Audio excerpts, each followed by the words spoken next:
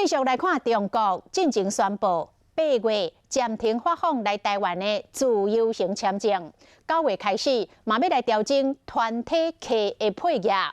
交通部观光局的预估效应会伫中秋的前后开始来发酵。国民党立法院党团早起召开协调会，请来陆委会主委陈明通、交通部的官员甲旅游业者来协商。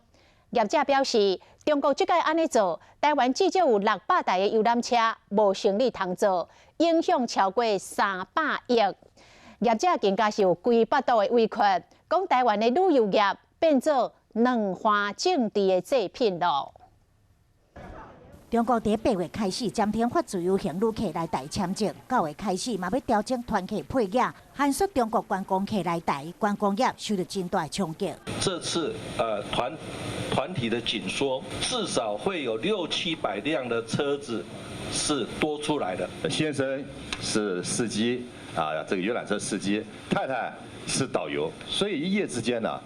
导游跟他们家里面啊，生活啊就产生了困难，所以导游要求不多，只要求啊有工作，人文饱。观光局2日公布，今年1月到7月来台旅客总共是696.6万人次，比去年同期增加超过1成2。其中中国观光客成长将近3成，日本、香港、澳门、南韩分别成长8.8%、7.3%、10.1%，东南亚游客嘛成长4.2%。即马中国限缩旅客，大约200万人的旅游业者恐惊陷入寒冬。另外，以国民党团特别召开协调会，我们起码会损失350几亿，这个不是我们旅游的问题，这是政治问题嘛。我们旅游业变成祭品，